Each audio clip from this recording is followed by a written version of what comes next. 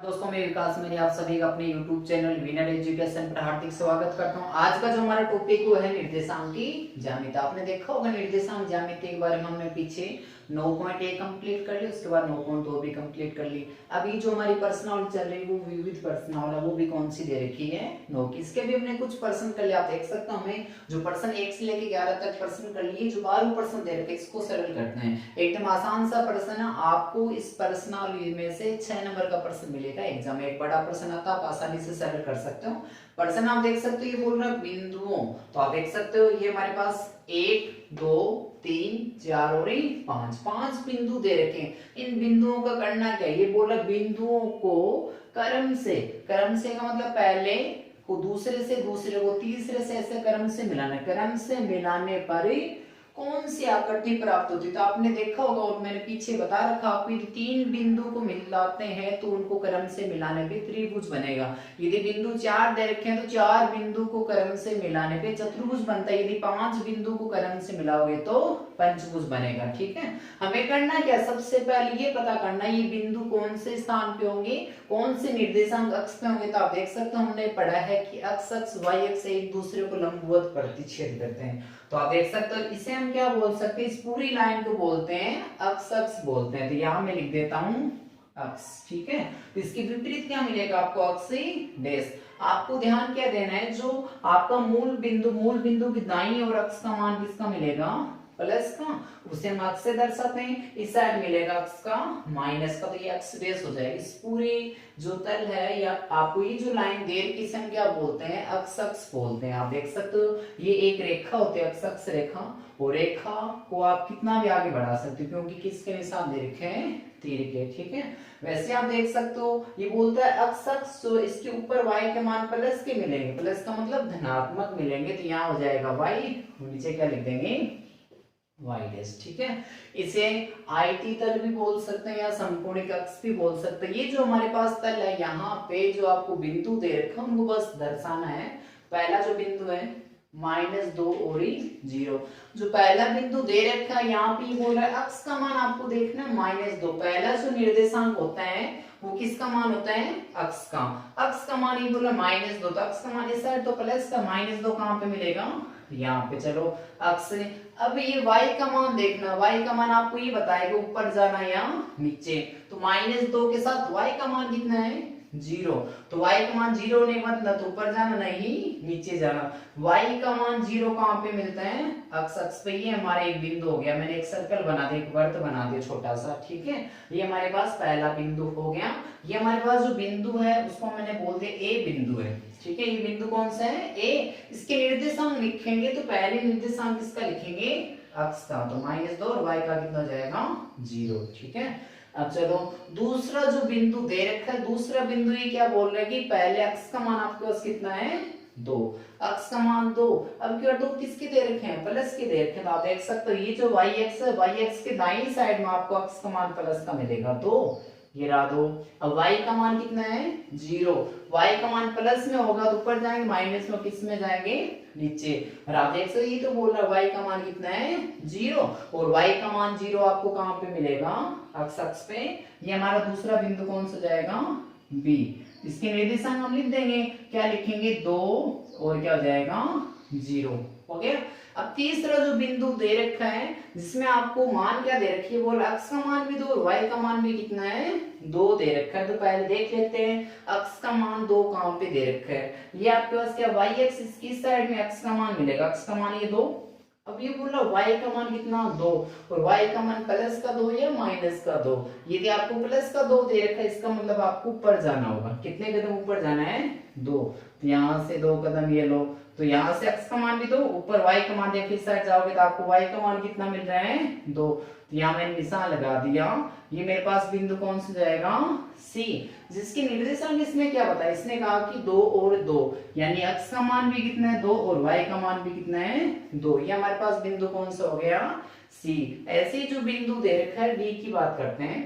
ये बोल रहे हैं अक्ष का मान तो कितना है, 0, तो अक्ष का मान तो 0 y अक्ष पे मिलते, इस पे पूरे के ऊपर आप देखोगे अक्ष का मान आपको 0 मिलेगा।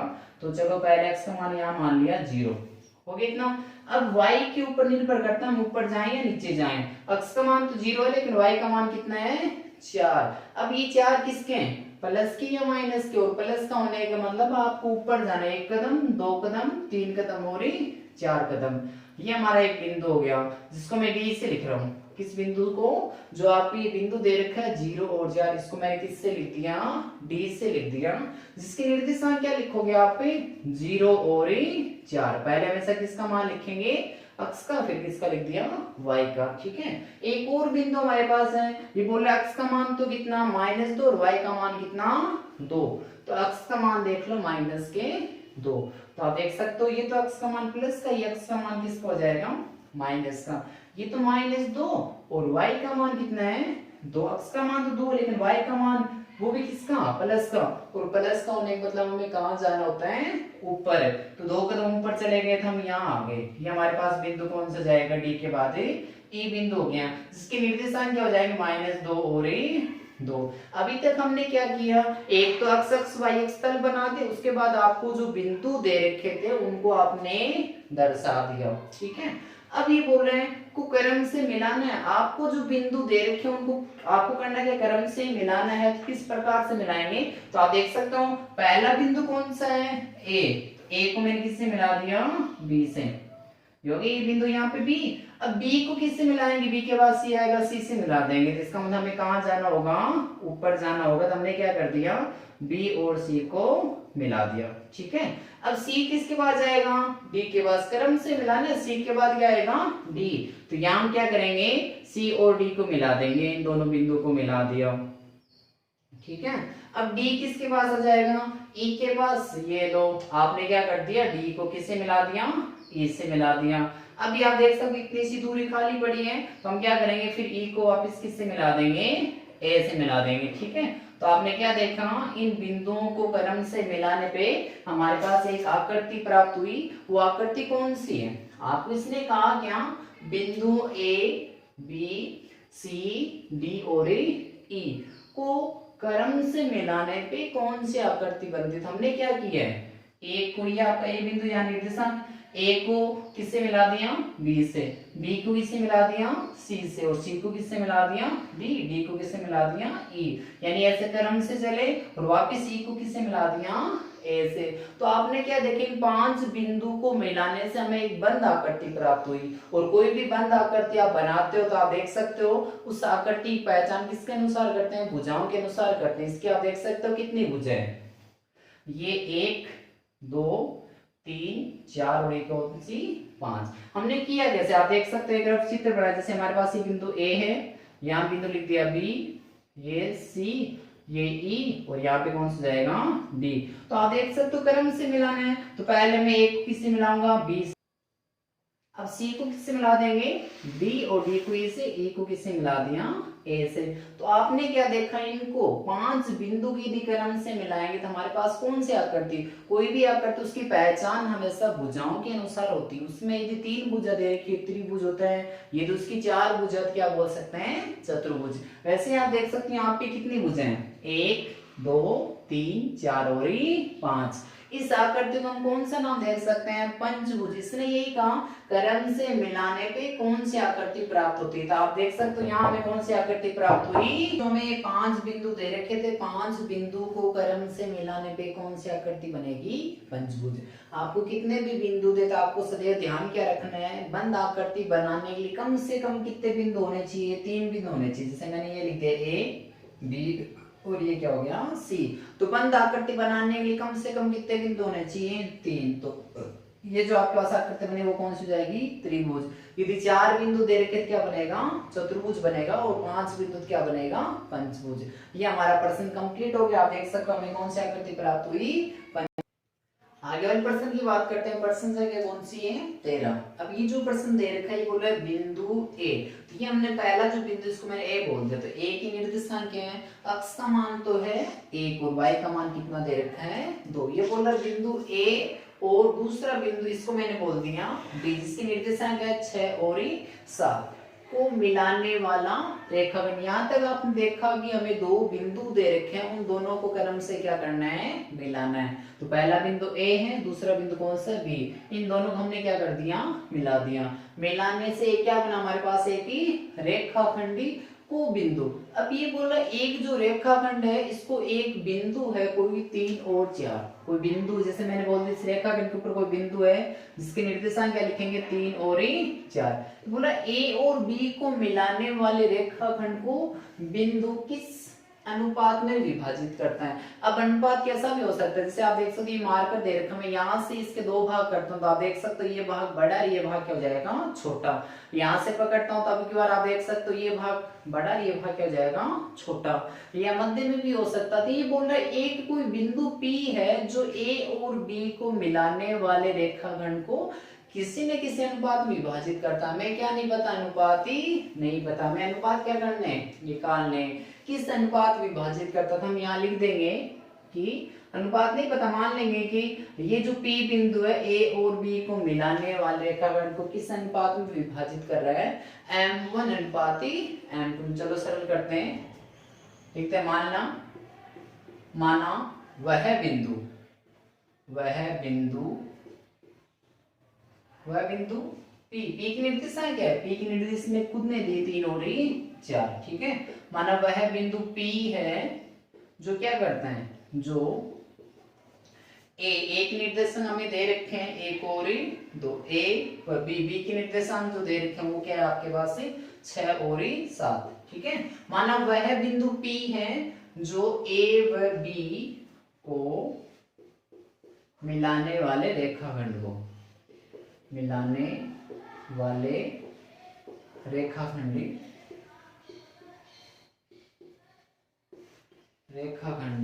को M1 अनुपाती M2 में विभाजित करता है। विभाजित करने मतलब बांटना, दो भागों में विभाजित ही करता है।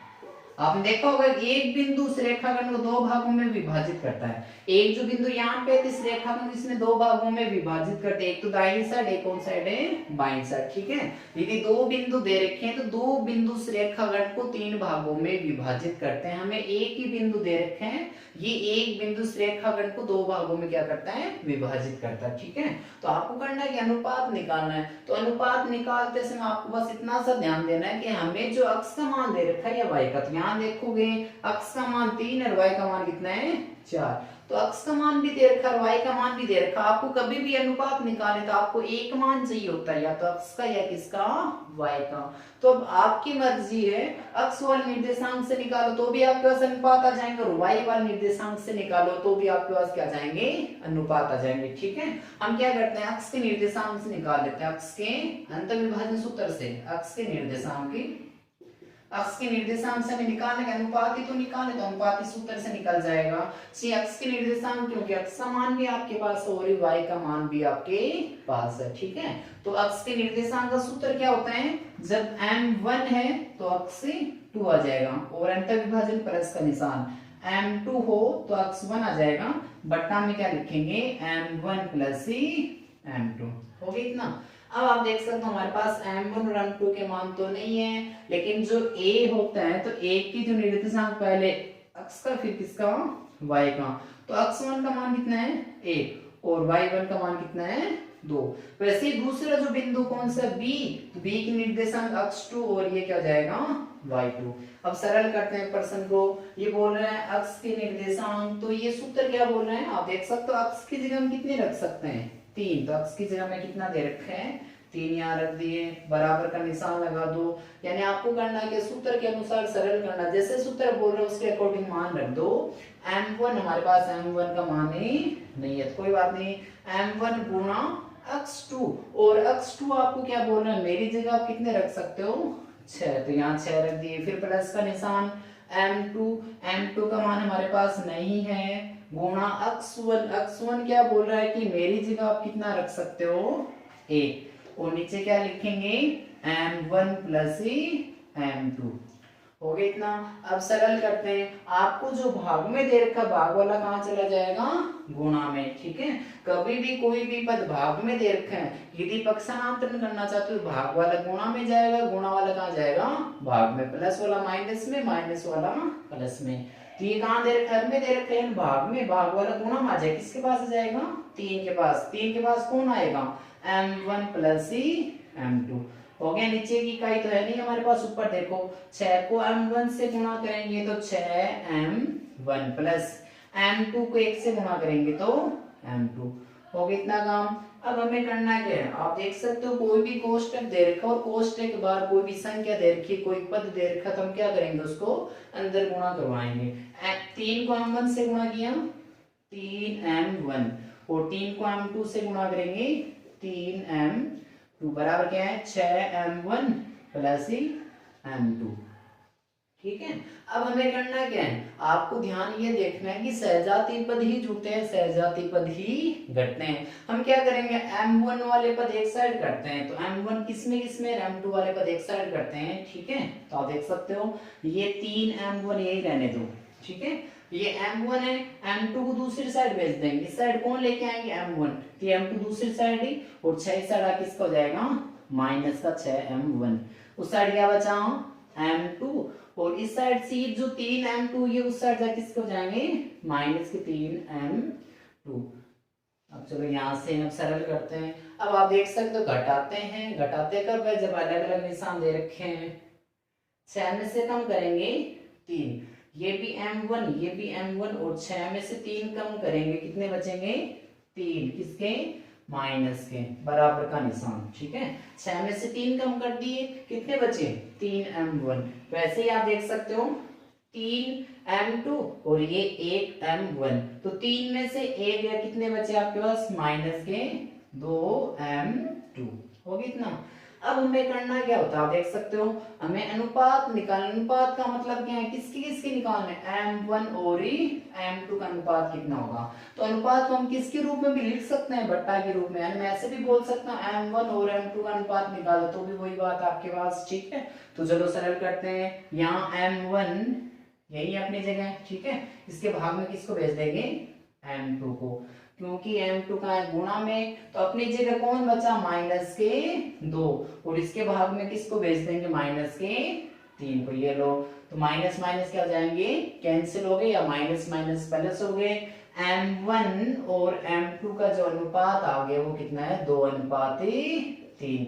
तो आपको ध्यान क्या रखना है, कभी भी आप अनुपात निकालना चाहते हो तो आपके पास क्या क्या होना चाहिए, ए की निर्देशांक होने चाहिए, हमारे पास ए का मान भी है, बी की निर्देशांक होने चाहिए, बी का मान भी था हमारे पास, ठीक है। और आपके पास ये अनुपात निकालना चाहते हो तो आपको ए बी और ये जो पी बिंदु है इसमें से आपको या तो अक्ष का निर्देशांक चाहिए या किसका चाहिए, वाई का। हमने क्या देखा, हमें अक्ष का मान भी दे रखा है, तो आपने अक्ष के निर्देशांक से क्या निकाल लिए, अनुपात। अब आप खुद क्या करोगे, y का मान रख के y के भी क्या निकाल सकते हो, अनुपात निकाल सकते हो। ये आपका प्रश्न था। और m1 और m2 जो है इसे किस अनुपात विभाजित करते हैं, 2:3। आगे वाले प्रश्न की बात करते हैं। आगे जो प्रश्न दे रखा है 14वां प्रश्न, ठीक है। ये बोल रहा है किसी वर्ग, तो सबसे पहले वर्ग की बात कर लेते हैं। वर्ग किसे कहते हैं, तो आप देख सकते हो 4 भुजाओं से घिरी हुई बंद आकृति होनी चाहिए, 1 2 3 और 4 भुजाओं से घिरी हुई ऐसी बंद आकृति जिसकी चारों भुजाएं समान माप की हो। तो चारों भुजाएं आपका समान माप की होनी चाहिए, प्रत्येक कोण समकोण हो, उसके जो भी कोण दे रखे हैं सारे के सारे कोण कितने डिग्री के होने चाहिए, 90 डिग्री के होने चाहिए, और उसके दोनों विकिरण कैसे होने चाहिए, समान। तो आप देख सकते हो 4 भुजाओं से घिरी हुई ऐसी बंद आकृति जिसकी चारों भुजाएं समान माप की हो, प्रत्येक कोण समकोण हो और दोनों विकिरण समान, उसे हम क्या बोल सकते हैं, वर्ग बोल सकते हैं, ठीक है। ये बोले किसी वर्ग के सम्मुख, सम्मुख का मतलब आमने सामने। आप देख सकते हो ए का समूह कौन है, सी, और बी का समूह कौन है, डी। ये समूह इनकी क्या है, शीर्ष। शीर्ष किसे कहते हैं, जहां पे दो भुजाएं आके मिलते हैं। तो आप देख सकते हो एक तो ये भुजा और एक ये भुजा, एक शीर्ष, दो शीर्ष, 3 सॉरी कौन सा जाएगा 4। इसने कहा कि आपके पास एक वर्ग है, उसके सम्मुख शीर्ष, वर्ग के सम्मुख शीर्ष आप देख सकते हो, एक तो है 5 और -4, ठीक है, और एक कौन सा है -3 और 2। या तो ए और सी देख लो, ये भी सम्मुख शीर्ष हो सकते हैं, या बी और डी। इसने कहा एक सम्मुख शीर्ष का जो युग्म है, चाहे तो ए और सी की बात कर लो, चाहे बी और डी, सम्मुख शीर्ष ये है, तो इनकी विकिरण की क्या निकालनी है, लंबाई। चलो देखो मैं यहाँ ए पे लिख देता हूँ, ए के जो निर्देशांक मैंने लिखे 5 और -4, तो एक का सम्मुख शीर्ष कौन सा होगा, सी वाला। सी के निर्देशांक क्या लिख देंगे, -3 और 2, ठीक है, ये हो गया। अब बोला सम्मुख शीर्ष दे दिया, आपको एक वर्ग दे रखा है जिसके सम्मुख शीर्ष भी इसने दे दिए। अब ये बोल रहा है इसके विकिरण की क्या निकालनी है, लंबाई। आप देख सकते हो विकिरण किसे कहते हैं, कोई भी आपके पास चतुर्भुज दे रखा है, आपको करना क्या है, दो आसन भुजा, देखो एक तो ये भुजा है और एक ही ये भुजा, तो दो आसन भुजा उभयनिष्ठ शीर्ष बी को छोड़ के एक तो किसको मिलाएंगे, एक और एक सी को, तो ये आपके पास क्या हो जाएगा, विकिरण। कोई भी दो आसन भुजा दे रखी है, उसके उभयनिष्ठ शीर्ष इसको छोड़ के शेष यदि इसको और इसको ऐसे मिलाओगे तो आपके पास क्या आ जाएगा, विकिरण, ठीक है। तो आप देख सकते हो ए और सी को मिला देते ही हमारे पास क्या हो जाएगा, विकिरण। ये हमारे पास एक बिंदु, एक दूसरा कौन सा है, सी, और दो बिंदु के मध्य की दूरी हम क्या भी बोल सकते हैं, रेखाखंड भी बोल सकते हैं। वैसे ये जो वर्ग दे रखा है, वर्ग का ये क्या हो जाएगा, विकिरण। हमें विकिरण की क्या निकालनी है, लंबाई निकालनी, विकिरण की लंबाई कितनी होगी, ठीक है। तो आप देख सकते हैं हमारे पास क्या हो जाएगा, AC, ये आपके पास वर्ग का क्या हो जाएगा, विकिरण, ठीक है। तो चलो लिखते हैं, दिया गया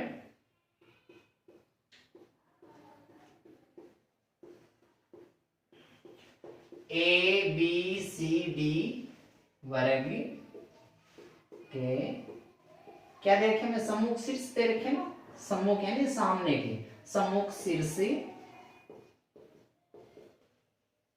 ए, एक निर्देशांक क्या दे रखे हैं 5 और -4, व बी की निर्देशांक क्या लिखेंगे, जो सी है, ए का सम्मुख शीर्ष कौन सा जाएगा, सी। तो आप देख सकते हो सी की जो निर्देशांक वो कौन से, -3 और 2, ठीक है। तो दिया गया है, दिया है ABCD वर्ग के सम्मुख शीर्ष ए व सी है, ठीक है। अब आपको ये बोला विकिरण की लंबाई निकालनी है, विकिरण की लंबाई निकालनी है, मतलब एक तो बिंदु ए है, दूसरा कौन सा है, सी, और ए और सी के मध्य की लंबाई कितनी हो, हमें लंबाई निकाल, किस प्रकार से निकालेंगे, आपने देखो पीछे भी पढ़ा होगा, दो बिंदु होते हैं, दो बिंदु का मध्य क्या निकाल सकते हैं, दूरी, और दो बिंदु के मध्य की दूरी निकालनी हमारे पास एक ही सूत्र होता है, उस सूत्र की सहायता से हम आसानी से क्या कर सकते हैं, ए और सी के मध्य की दूरी निकाल सकते हैं, ठीक है। तो यहाँ लिख देते हैं पहले सूत्र, दो बिंदुओं, कोई भी दो बिंदु है, दो बिंदुओं के मध्य की दूरी, दो बिंदुओं के मध्य की दूरी। तो आप देख सकते हो दूरी किस प्रकार से निकालेंगे, मध्य की दूरी, सबसे पहले वर्गमूल का निशान लगा देंगे, उसके बाद सूत्र क्या बोल रहे हैं, x2 माइनस, इसमें से अब आप देख सकते हैं ऐसे ही बोल रहे हैं, y2 में से क्या माइनस करना है, y1। ये हमारे पास क्या होता है, कोई भी दो बिंदु दे रखे, उन दो बिंदु के मध्य की दूरी निकालने का हमारे पास क्या है, सूत्र। तो हमें क्या करना है, विकिरण की लंबाई निकालनी है, ए और सी, ये जो सम्मुख शीर्ष दे रखे हैं ए और सी, कोई भी दो बिंदु दे रखे हैं, इन दोनों के मध्य की जो दूरी होगी वो इस वर्ग का क्या कहलाएगा, विकिरण। तो यहाँ लिख देते हैं AC, तो आपने यहाँ लिख दिया AC, उसके बाद क्या बोला, वर्गमूल का निशान लगा दो, ठीक है। आप देख सकते हो हमारा जो पहला बिंदु है इसमें कौन सा है, वो A, तो A के निर्देशांक देखते हैं, ये हमारे पास होगा x1 और ये होगा y1, ठीक है। ऐसे दूसरा बिंदु कौन सा, C, तो ये होगा x2, ये क्या जाएगा y2, ठीक है। तो सूत्र में रख दो वर्गमूल का निशान, ये वर्गमूल का निशान। उसके बाद सूत्र क्या बोल रहा है, सूत्र बोल रहा है x2 में माइनस करना है x1, x2 का मान कितना है, -3, तो ये x2 का मान -3 रखा, फिर माइनस x1, और x1 क्या बोल रहा है, मेरी जगह आप कितने लिख सकते हो, 5, ये रख दिए 5, इसका क्या कर देंगे, वर्ग, ठीक है। ऐसे क्या बोल रहे हैं y2, और y2 की जगह हम कितने लिख सकते हैं, 2, तो यहाँ मैंने y2 की जगह 2 लिख दिए, इसमें से माइनस करना है, क्या माइनस करना है, y1, तो y1 क्या बोल रहा है, मेरी जगह आप कितने लिख सकते हो, 4। ये तो माइनस का सूत्र के कारण है, और y1 का मान -4, तो माइनस माइनस क्या हो जाएगा प्लस ये 4, इसका क्या कर देंगे स्क्वायर कर देंगे। ठीक है, ये हमारे पास क्या हो जाएगा ऐसी। अब इनको सरल कर लो। सबसे पहले किसका निशान है वर्गमूल का निशान। अब आपको ध्यान देना है सहजातीय चिन्ह दे रखे यानी समान जाति के चिन्ह, तो आप इनका योग करोगे, अलग अलग जाति के पद तो आप क्या करोगे घटाओगे। आप देख सकते हो 3 और 5, ये भी माइनस का 3 और ये माइनस के 5 है। इन दोनों का क्या करना होगा योग करना होगा, क्योंकि निशान कैसे दे रखे हैं एक जैसे। 5 और 3 कितने तो जाएंगे 8, लेकिन होंगे किसके माइनस के, इसका क्या कर देंगे वर्ग। ठीक है, वैसे आगे जो संख्या दे रखी वो है 2 और 4, इन दोनों का भी योग कर देंगे। 2 और 4 कितने जाएंगे 6, ये हमने इनका योग कर दिया। ठीक है, अब आपके पास क्या है वापस लिख दिए ऐसी। उसके बाद क्या करना है वर्गमूल का निशान लगाना है। संख्या जो दे रखी है माइनस की 8, आपको ध्यान क्या देना -8, इसकी घात कितनी है 2, तो -8 क्या बोल रहे हैं कि मेरी जितनी घात है मेरे को उतनी बार लिखना है, तो -8 को कितनी बार लिख देंगे 2 बार लिख देंगे। ठीक है, तो आप देखो कि माइनस माइनस तो क्या हो जाएगा प्लस, और 8 को 8 से गुणा करने की तो जाएंगे 64, ये लो या 8 का वर्ग 64 हो गया। अब आप देख सकते हो तो ये हमें दे रखा है 6, तो 6 की भी घात कितनी है 2, तो 6 गुणा 6 कितने जाएंगे 36, ये हो गए 36, यहाँ लिखा ऐसी। उसके बाद आप देखोगे ये हमारे पास 64 और ये कितने हैं 36, ये भी प्लस के ये भी किसके दे रखे हैं प्लस के, इन दोनों का योग कर सकते हैं। चलो आप देख सकते हो 64 और 36 कितने जाएंगे 100।